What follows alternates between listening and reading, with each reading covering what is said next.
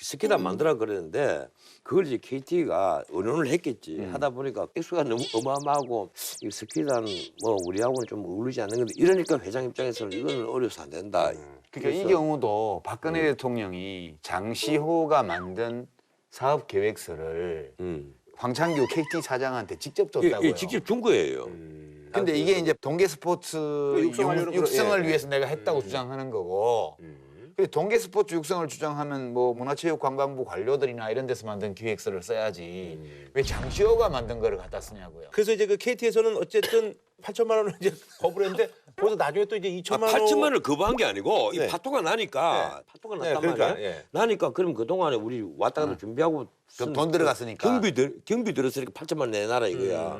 그럼 그 이러니까 용역비 달라 그러니까. 깎아줄게. 2천만 원만 그러니까 이거는 전형적으로 장바닥에서 삥 뜯는 거고. 잡범 수준이란 내가 그래서 잡범 수준이라고 그러잖아요. 진짜 이거는. 그리고 이제 그 미르재단 쪽에도 좀 박근혜 대통령이 뭐 개입한 게 아니냐라는 그런 얘기들이 이제 이 아니 법정에서 봐요. 박근혜 대통령이 그 미르재단을 가지고 박정희 기념관 리모델링. 예, 리모델링 하는데 미르재단을 이용해라 그 안종범에게 지시를 했잖아요. 네. 그 안종범이가 대통령 주요 지시사항 이행 상황표 네, 네. 이것이 이번에 증거로 현출이 됐단 말이에요. 네, 그러니까 이게 재밌는 게 네.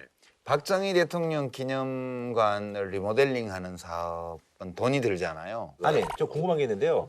박정희 대통령 기념관을 리모델링하려면 그 돈은 어디서 집행해야 원래는 되는 거예요? 기념사업회에서 해야 되는 아, 그 거죠. 기념사업에서요. 예. 아, 기념사업회에서 해야 되는데 그러니까 박정희 대통령 기념관에서도 돈을 빼먹으려고 한 거지. 아니 미르재단은 대통령 말이 문화용성을 위해서 한 거라며요. 글쎄, 근데 왜 그러니까. 자기 아버지 기념관을 왜 이 돈을 써? 그러니까 내가 나도 그게 길막히 하는데 얘기- 본인 생각은 박정희 기념관을 재정비하는 것도 하나의 문화융성 차원에서 해석할 수 있다 이랬으니까. 아니 자기 아버지 재산 그래서 내가 박근혜 대통령을 딱 그 두 자로 말하면 예? 이거야. 어? 헌군. 헌군. 아니 근데 그 박정희 대통령 기념재단이 돈이 별로 없나 봐요. 없어. 돈이 없죠. 집은 지었는데 모금이 안 돼가지고. 그러니까 돈이 없으니까 그것도 다 재벌들이 냈어요. 그런 사업들이 이제 지집을 하니까 이쪽에 있는 돈을 가지고 이렇게 지금 하려고 우리나라에 했다. 각종 기념관 여러 재단들 치고 재벌이 안 낸 거 하나도 없어요. 왜요?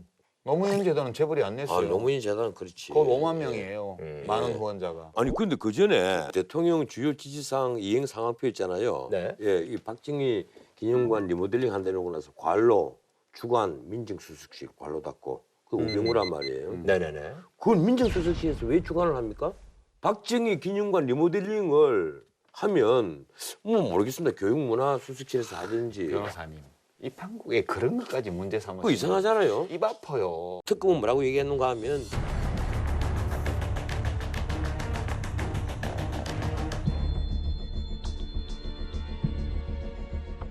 선별해서 업업치를 하겠다는 거예요. 액수라든지 그러니까 이제 뭐 이런 처방들. 민원이 확실히 있는 기업. 그러면 기업 때문에. 아니 그러면 그건 좀 나는 이해를 못하겠어요. 거기에 확실한 민원이 없다 손치더라도 역시 마찬가지 아니냐는 거예요.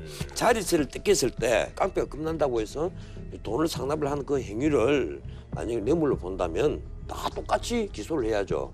근데 아직까지 다른 기업은 특검에서 안 불렀단 말이에요. SK하고 롯데는 곧 뭐 한다는 예, 얘기가 곧 들어가겠죠. 근데 SK 롯데는 너무 명확한 것들이 있으니까. 그래서 난 이걸 그 선별적으로 판단하겠다는 것, 이 자체도 좀 의문이고 의외로 빠진 데가 있단 말이에요. 대표적으로 KTNG 그리고 현대중공업은 어려워졌다 해서 빠졌어요. 현대중공업이 어려워졌던 게 오히려 다행이었던 거예요 지금. 물론 그렇게 말하면 또 그러니까 세우지만 해요. 그러니까 와서 저기 시장에 돌면서 삥 뜯는데 그 금고에 돈도 없고 지금 월세도 밀려 있고 이런 가게는 아 지금 우리 너무 어려워. 아, 몰라 나 안 낼래. 이래 개겼으면 예. 이제 처벌을 안 받는 거고 어쨌든 안 낼 수도 있었다는 뜻이잖아. 아니 그리고 애초에 얘기를 안 했어요. KTNG 같은 데는 정권의 좀 계기는 네. 되니까 안종범 수석이 밀었던 후보를 사장으로 안 하고 다른 사장을 사장 추천위원회에서 뽑으면서 그때 나오는 얘기가 끝까지 특정 후보를 밀면 전부 다 공개버리겠다. 이러니까 특이는 전부 계기는 쟤까지 돈 내라 그러면 입숙 내밀고 딴 데 가서 일러 줄지도 몰라. 예, 아니, 이렇게 성격 더러운 애들이야 쟤들. 건드리지 마 이렇게 된 거지. 거기다가 농협중앙회도 빠졌어요. 원래 농협중앙회는 뭐 재단 만들고 하면 제일 앞서서 돈 또 내고 하거든요. 자산이 400조나 되잖아요. 거기는. 한전도 빠졌잖아. 예, 다 빠졌어요. 국정감사를 받는 공기업은 일체 다 빠졌어요. 다 빠졌거든요. 국정감사에서 공기업은 얘기가 국정감사 나왔다. 대상이 되니까 살짝 빼버렸어요. 그러니까 그게. 완전히 재계 서열 순서대로 할당한 건 아니라는 그것도 거죠. 아니라는 얘기군요. 약간 말이 먹힐 만한 데 중심으로 했다는 씨알이 그러니까 먹힐 이게 만한 데가 나는 아니야. 처음부터 최순실이가 정말 공익재단으로 할 것 같으면 다 했지, 그거. 이런 장대를 안 부립니다. 다 내세요. 이렇게 했겠죠. 그래서 검찰은 의심하는 거예요. 그 처음부터 최순실이 사유화하려고 한 이 범죄용 보통 보수 쪽에서는 안보, 통합 이런 걸 많이 내세우잖아요. 그러니까 반기문 총장도 뭐 천안함 뭐 거기 갔었고 뭐 사드 뭐 찬성한다고 갔고 뭐 안보 얘기하고 그럽니다. 근데 이분이 좀 헛다리를 짚은 게 어제 있잖아요. 네네네. 모 방송사에서 2017년 대선을 관통하는 키워드는 뭘까? 아주 이색적인 여론조사를 했습니다. 네네. 매우 놀라운 결과가 나왔어요. 안보가 5개 분야에서 꼴찌입니다. 1등이 뭔지 알아요? 정의입니다. 정의. 아, 정이요. 예. 35%. 안보는 8.2%. 통합 네네. 11.2%. 그래서 압도적으로 1등이 정의예요. 정이. 정의로운 대한민국을 만들어달라. 이것이 지금 2017년 국민들이 바라는 키워드예요. 그러면 반기문 총장이 정의로운 이미지가 있을까? 저는 없다고 봅니다. 자, 정치를 교체하자고 그랬어요. 근데 반기문 총장을 둘러싸고 있는 반기문의 주변의 인물들이요. 죄송하지만 MB맨들이 많아요. 근데 그 얘기 이제 자연스럽게 뭐 넘어가게 MB맨들이 되네요. 많고 예, 그래서 뭐, 또 외교관들이 많아요. 뭐 이동관 씨도 그러면 계시고 그분들은- 뭐 여러분들 계시더라고요. 그분들은 그러면 신선한 사람들이냐고. 정의로운 사람들이냐고. 그분들하고 함께 있으면서 사람을 바꾸고 정치를 교체하자는 거예요. 그러니까 앞뒤가 안 맞는 거예요. 그 이제 그 얘기를 좀 드리려고 그랬는데요.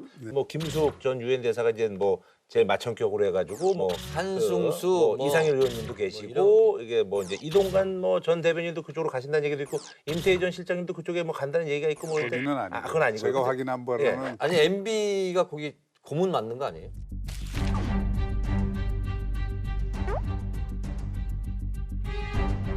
전혀 그럴 리 없고요. 그래요? 그러니까 이제 희망사항을 너무 많이 얘기할 것 근데 같은데 MB가 그쪽으로 갔으면 이제 좋겠어. MB 그 바로 이거죠. 우리는 더 의도가 좋아. 이제 들킨 거야. 더 좋아 그럼 우리는. 저기를 MB계라고 그 그거 하는 친이계나 이유는 이쪽에서 좀 많이 도와주시는 건 사실인 것 같은데요. 이제 일종의 그 낙인 찍기를 하기 위한 네. 거죠. 네. 그러니까 이게 그 정권 교체를 주장하다 보니까 이제 MB계가 일부 들어가더라도 막 그 전체가 MB계인 것처럼 네네. 얘기하는 측면도 저는 있다고 생각해요.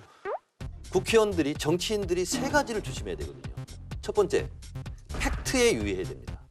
이거 네티즌 수사대들이 다 잡아냅니다. 의도를 들키면 안 됩니다. 국민들은 다 저 사람이 무슨 얘기하면 저 의도가 뭘까 다 간파합니다. 그리고 태도가 좋아야 됩니다. 근데 반기문 총장은 의도를 다 들키고 있는 거예요. 그래서 저는 성공하기 어렵고 이렇게 계속 가다가 본인이 지쳐가지고 나 출마 안 하겠다.